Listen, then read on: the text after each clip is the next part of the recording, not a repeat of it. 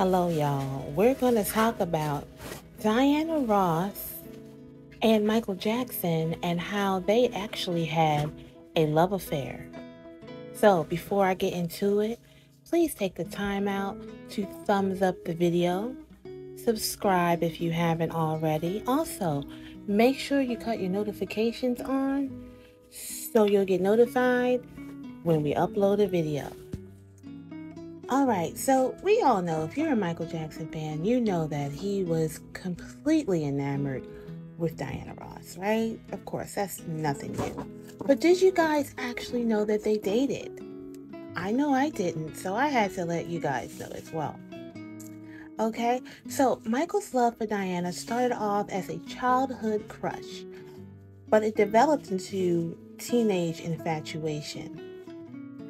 Okay, so his brother Jermaine wrote a book and he said they only became close when Michael became of age.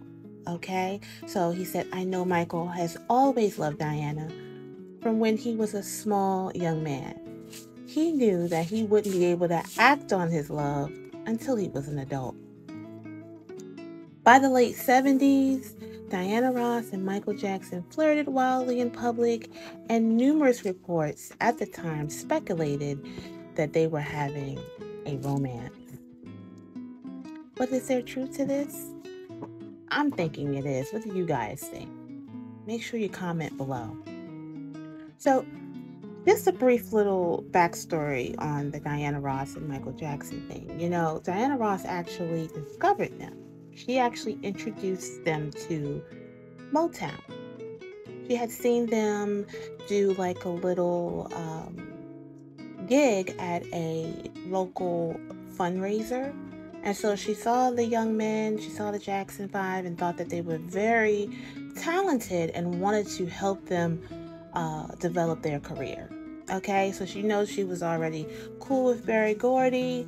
You know, they had a relationship. They have a whole daughter together. But that's another video. All right, so yes, she did introduce them, and of course, the rest is history. Michael always talked about how he loved Diana Ross and how he loved the Supremes and all that. He was just completely just enamored with her face and her eyes. And he used to joke around with his sisters, Latoya and Janet, and say, "You're not pretty unless you are pretty like Diana Ross." Now, you know his mom didn't necessarily like that. Catherine didn't particularly like the fact that Diana Ross and her son were together because it was a 13-year gap. 13 years, that's a lot, right? All right, now you also know that they were on The Wiz together, okay? And the way that that went down was neither one of them wanted to be on The Wiz without each other. So they had to both agree to be on the set together and make the movie, or probably The Wiz probably wouldn't have developed at all. We wouldn't have even had that movie if they didn't agree to do it together.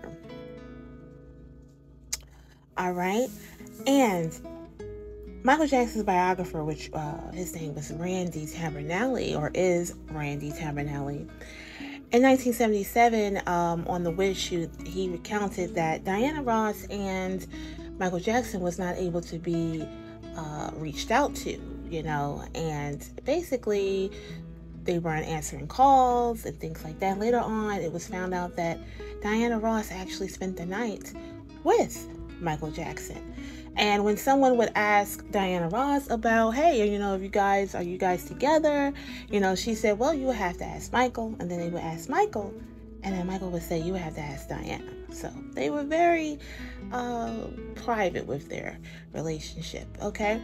So a 13-year gap was a huge issue, of course. You know, she loved Michael. She, you know, they had fun, but she did not want to get serious with Michael because, of course, she was trying to build her career. She knew that that would not be a good look for her career because, of course, of the way that she met Michael, and of course Michael was young and things like that, and she didn't want to look bad, so she actually moved on and had a family and got married with someone else. Okay, and this kind of aggravated Michael, so he did write the Dirty Diana song, and then, you know, I'll talk about that a little later. But just to let y'all know later on when they were actually asking questions. Going back to the night or the day when they were asked about whether they together or not, Diana Ross was talking to one of her girlfriends, and she said that, let me let you know this, Michael Jackson is definitely not gay. You would see them dancing on stage. They had such a good chemistry together. It was obvious they made each other happy and things of that nature.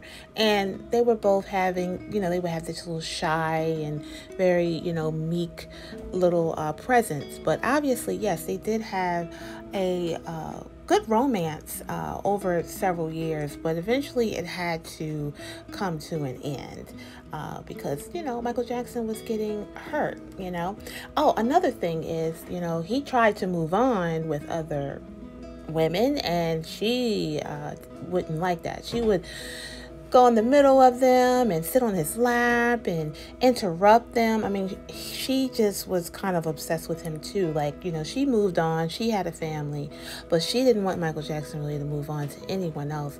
She wanted his love and admiration to just be for her. So what do you guys think about that?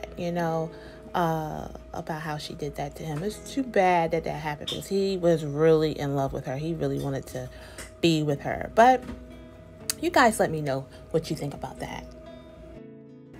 So to speed this up, guys, this information is a lot, so I don't want to make the video too long.